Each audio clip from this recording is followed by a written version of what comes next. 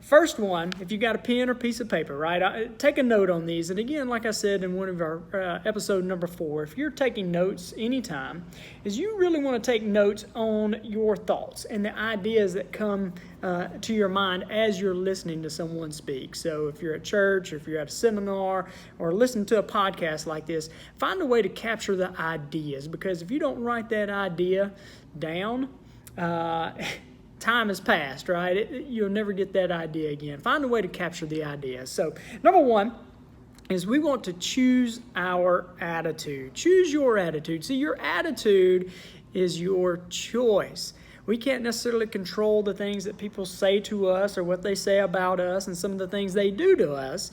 But one thing we have absolute control over is our attitude, and it is our choice. See, things like complaining and moaning and groaning and pitching a fit, all of those are a choice. It's an activity, just like turning on the TV. I can choose to turn the TV on. I can choose what I want to listen to and watch, or I can choose not to at all. But it is a choice, and choosing to complain or choosing to be happy are both a choice. See, life is a privilege, but to make the most of it and to live life to the fullest, well, that's a choice as well. So we've got, I've talked a lot about our kids, and I think any of the episodes that I have, but we have an 8-year-old, and he's our oldest son. We have an 8, 5, and 3-year-old. The other day, he came to me, and he was mad. He was mad. He was crying. He was so mad. You know how when you get so mad that that lip starts to quiver a little bit? Well, he came to me and that lip was just a quivering, right? And he was crying. And I said, Colton, what's wrong, man? And he said, Brady just made me so mad. And Brady's his 3-year-old little brother. And I kind of get down to the story and ask him what's going on. And he said, Brady said something that had made him mad. And I said, Colton, if somebody else can make you sad, if somebody else can make you mad, or if somebody else can make you glad, then you have been had. If somebody else can make you sad, mad, or glad, then you've been had, because what you've done is you've given somebody else power over the one thing that you have absolute control over, and that's your attitude. And you are far too valuable to be given somebody else control over your attitude. See, sadness, madness, and gladness, all of those are emotions that have been gifted to us, but it is our choice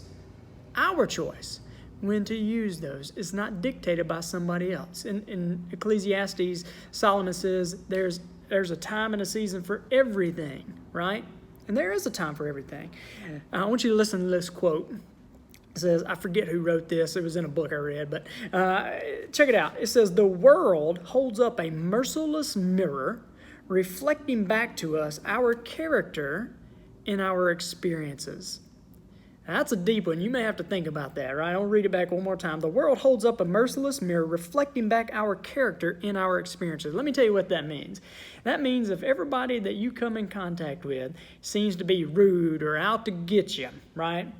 Then you may need to check your attitude, because that is saying the world is a mirror reflecting back to you your character in your own experiences, right?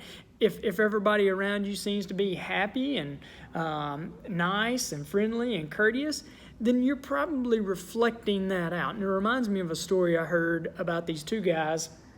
Both of them were moving to a new town, and the first guy, he comes to his new town, and he sees this old gentleman sitting down on the corner of the street, and he goes up to the gentleman, and he says, excuse me, sir, I'm new to town. I really just want to know a little bit more about the town and kind of what should I expect? And the old guy kind of looks up at him, and he says, well, tell me about your old town. What was your old town like?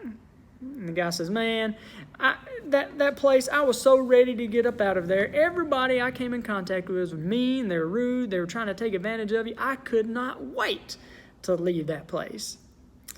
And the old man kind of looks up at him and says, well, I'm afraid that you're going to find this place is going to be much like your old place.